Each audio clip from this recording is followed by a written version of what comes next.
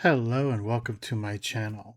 Recently, we've had a community case on the Excel Esports platform called Speedrun.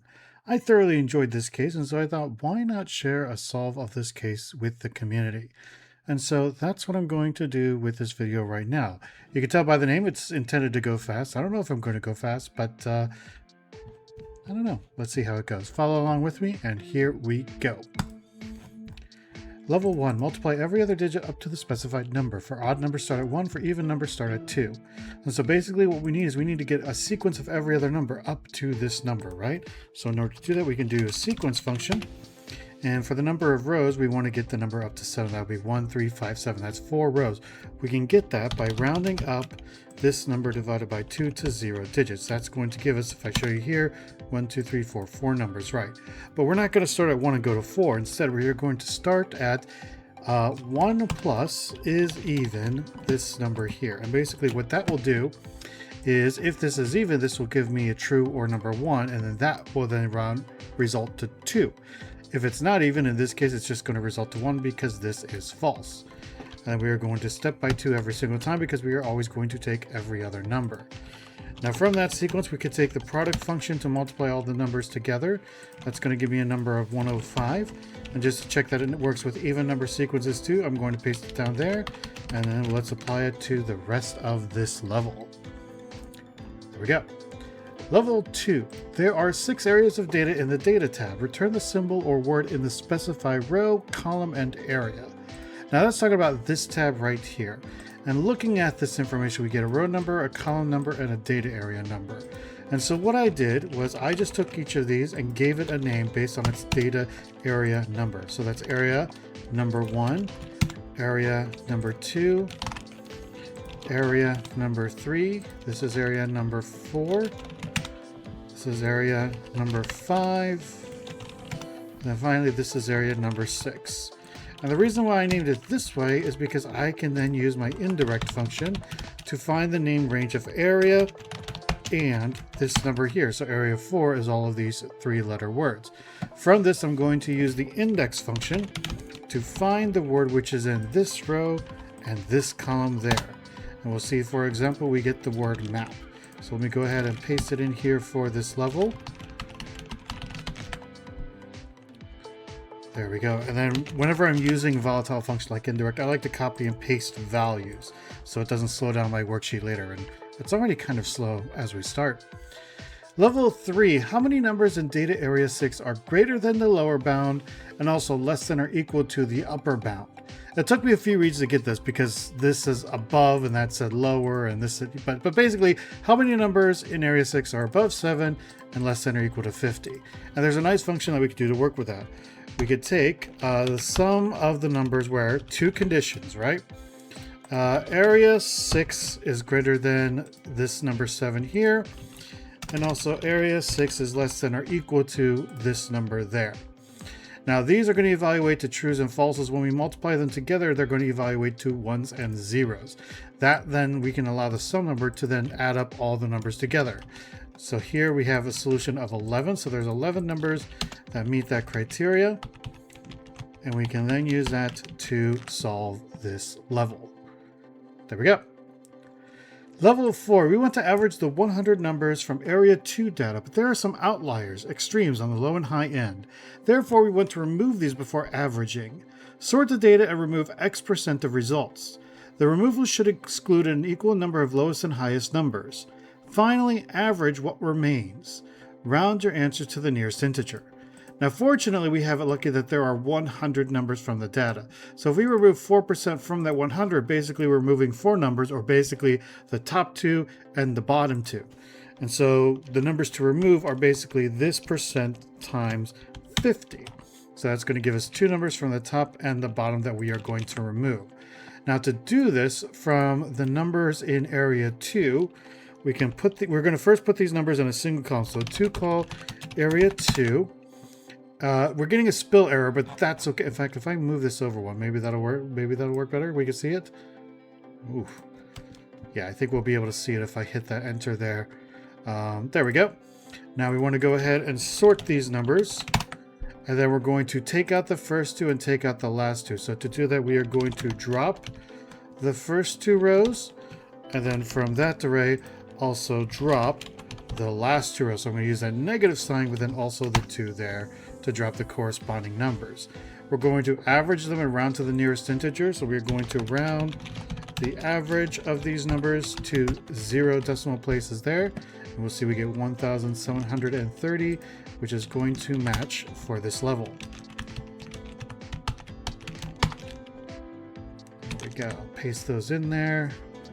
I don't know why my Excel is going so slow. I'm not really doing too much. Level 5. Write out these numbers in lowercase English text. Don't include the word and. Now there is a reference table that can help you if you want to do this formulaically. When I saw this, I had to think to myself, will it be faster to do it formulaically or will it be faster to do it manually? And I chose manually. 3, 47, 54, 59, 94, 97, 77, 52. Now I was lucky I didn't misspell any of these. 635, 864. Because when we did this case on the platform, we weren't given these individual marks, but we were told the level score. 668, 850, 747. And I guess I'm fortunate that I can type kind of faster, so this is not taking so long. It might take longer for others. Let's see, 945. And I know some players like Ha has a lambda that will do this for them, which is probably why he finished in first place. At least when I last saw he was in first place. 371, 6,570, 3,004. Ooh, see, there's a typo there. 115, 4,381, and finally 3,800. That's how I did this level because I thought it was faster than setting something up. Level 6, Convert. Conversion tables are provided in the relevant tab. That is this tab here. Convert the specified amount from one unit to the other. You may need to move through a maximum of 2 conversions to get to the desired unit. Round your answer to the nearest integer. Right. Now, one thing that I want to check, I actually didn't check this when I did the case, but I do want to check it now, is are these all in this list once? Because if they're all in this list once, that's going to save me a step. Let's see here. Let's see. I'm getting all ones that appear. So they're all in the list once. Okay, so that's going to help make things a little bit faster for me. I'm going to convert this into an Excel table. I'm going to call it conversion. So we have conversion code from, conversion code to, and rate. So now what we're going to do is we are going to XLOOKUP this in conversion code from and lookup. I want to bring back those 3 columns, in fact. The reason why I want to bring up those 3 columns is because when I look it up here, I can tell that this is not matching that. And so I need to do another lookup for that column. And I'm going to do that right here next to it. So we are going to look up this value in code from. And now we should get miles per hour there. So I'm going to go ahead. Will this also give me something? No, it'll give me an error. But I don't know if it'll give me an error for the rest. But let me go ahead and fill that down. So what we're going to do is we are going to take this number times this times if the conversion 2 equals this unit 2 here, we'll just do 1. Otherwise, we will do the number in this column over there. Now, that's not the final answer because we need to round the answer to the nearest integer. I'm going to go ahead and do that. But basically, this should cover the case whether I have to do this conversion once or twice. We go ahead and fill it in for the rest of the answers. And there we go. Finally, level 7. Well, not finally, I got the bonuses. There are 3 types of supplement powders containing various amounts of protein, carbs, and fats per scoop. This is provided in the table below. How many scoops of each powder do the athletes need to reach their exact monthly targets? There is only one answer for each question. Provide your answer as number, where each number represents the total number of scoops of standard, lean, and mass. Now, at this point when I was solving the case, I think I was at about the 15-minute mark, and I probably spent that entire time figuring out how I'm going to solve this level. Let me show you how I ended up doing it in the end here. So this, I'm going to put this on a new sheet so I can run this through a data table here. I'm a little bit worried because my Excel sheet is very laggy for some reason. GHI. There we go. So that's going to run the data table based on what I put in this cell here. Now, what I did for this, you've seen, if you see my videos, you've seen how I like to do my permutations by using a two-dimensional array, right? Now, this answer here, I look at 124, 102 to 61. I think when I did it at first, I did an array of 250 to 250 and hoped that would cover everything. So on the left side, I'm going to do a sequence of 250. On the top row, I'm going to do a sequence also of 250 columns. And then to get the permutations, I want to get the number in here, followed by a dash, followed by a number in there. Now, I think what I'm going to do to keep this as an array, if I F9 these, it's probably going to be a very bad idea. But I want to put these into a single column. So I'm going to call these. Ooh, that's a long formula. There we go. And then I can delete these two arrays. So this is my standard and lean combination, right? Now from that standard and lean combination, how much protein, carbs, and fat do I get? Well, from the standard, I multiply the number before the dash, right? So text before the dash here times these three values. And in fact, let me go ahead and put this as an array. This will broadcast when I do it this way because it's this part that's doing the broadcasting. And you see that for the ones, we're getting the same values there. If I go down to the 90s and so on, you see I'm getting different values. That's what I want. Now let me go ahead and add the lean powder here. So let's do that. Let me put that in brackets. Probably don't need to, but I'm going to do it anyway. Plus text after the dash times these values for the lean. Yes. There we go. So that is how much I get from 1, 1, 1, 2, 1, 3, and so on. And it gives me the values. Now that is what I get so far. How much do I have remaining? Well, basically the remaining part is going to be the numbers that I'm looking for minus the numbers from this array. And because this is 3 columns and this is all 3 columns, it's going to take these 3 columns and apply them to every single row here. So I'm getting numbers from every single row. And from that, I can find out how much mass I can get from that. So let's see here. If I take, mass, these 3 columns again, and I'm going to take these numbers, all of these numbers, divided by the corresponding values for mass. Now what's going to happen is a lot of times we're going to get 3 different values all the way throughout, and that's fine. But somewhere in here we're going to get an exact match, and that's going to tell us how many scoops of this mass powder that I'm going to need. So let me go ahead and check. So to do this, we're going to see 2 conditions here. The first condition is where the number of scoops of protein matches the number of scoops needed for carbs. The second condition is the number of scoops for carbs matches the number of scoops for fats right there. And so basically what that means is which row do all of these match. If I highlight all of these, I'm getting a max of 1 and a sum of 1, which means there is a single number 1. In fact, let's go ahead and find that single number 1 just to show you what we are looking for. And so in this single number of 1, we see we need 61 scoops to meet the recommendations or our target here. So it's 124-102, and it's going to be dashed that 61 there. So if I go back up here to the top, I can use an XLOOKUP to get that number. XLOOKUP 1 from this column. Is that, yes it is, okay. And then we're going to return this SL column, followed by a dash, followed by the amount for protein, because the 3 columns are going to be the same, so I don't need to do it 3 different times. So here, 124 scoops of standard, 102 scoops of lean, 61 scoops of mass. That matches my answer up there. Let's go ahead and apply it to the rest of the numbers for this level. Alt-DT for data table. Now, I will have to say, when I first did this data table, these dots made me a little nervous. They scared me a little bit. I don't know why there are dots there. I don't know if he tried to pull some kind of trick, if they're supposed to scare me, but they didn't scare me because I know since I copied them from the sheet, they should match the sheet. This data table ran. I did get answers for all of these. Let me put these in. They all check out, and that's how we do the levels. Let's go ahead and take a look at the bonuses.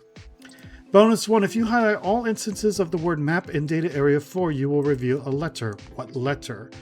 All right, well, let's go ahead and take a look at data area 4. Let's go ahead and look up the, Control F for the word map. I'm going to find all, and then I'm going to highlight all of the answers from this, and I get this nice shiny letter O. So I'm going to go ahead and put the letter O for bonus 1. Bonus 2, how many symbols appear only once in data area 3?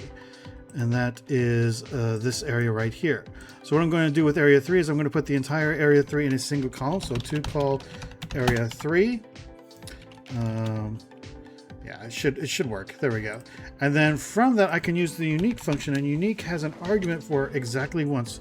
Return every item that appears exactly once there. So this is going to list all the items that return exactly once. I can use the rows function to find out how many items there are.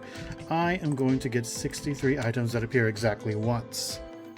Bonus 3, what is the smallest number that can be divided by all level 3 answers to result in a whole number for each?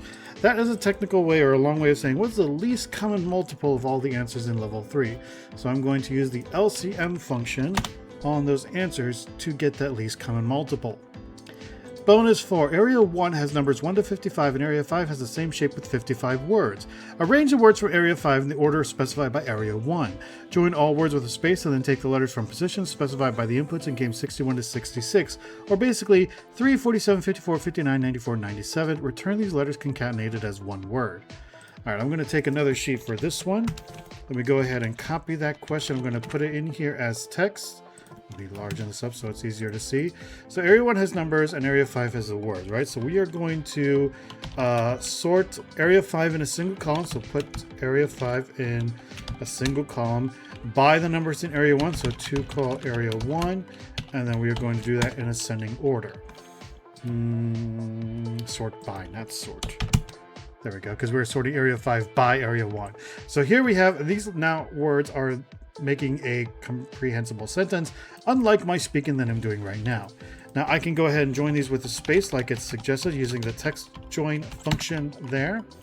And basically we want to take out the 3rd character, 47th character, 54th character, and so on. So 3, 47, 54, 59, 94, 97. We can take out that certain character by using the mid function. So we're going to mid this string here, starting with these numbers and returning only one character. That returns that nth character. When we concatenate them, we get the word omerta, which we are going to use for this bonus. Omerta. There we go. And finally, bonus 5. The number of questions in each level, the points for each question, and all of the numbers in area 6 have something in common. The answer is a 5-letter word. Now, you can take a look at the bonus points in these. They might help you hint to it. Or if you go through the levels, they come easier. So we got level 1 is 3 points, level 2 is 5 points, level 3 is also 5 points, then we get 7, we get 11, 11, 13. So 3, 5, 7, 11, 13, those are all odd numbers. Number 9 is skipped because number 9 is a composite number. All of these numbers are prime numbers, and that's the answer to bonus 5, and that is how you solve this case. Very fun case. I love this graphic up here. I think that's really cool. It reminds me of video gaming and all that stuff. Thank you so much, Hayden, for this case. Now, someone did mention in the group chat that if you scroll his picture around, there's a shout out to his previous case where there was like an extra question hidden back here. Here it says nothing to see here.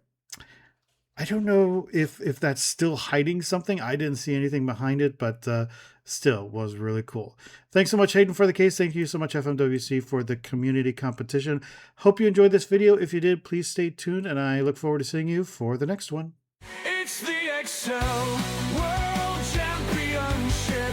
Who is going to win? It's the Excel World Championship. Who's going in the spreadsheet?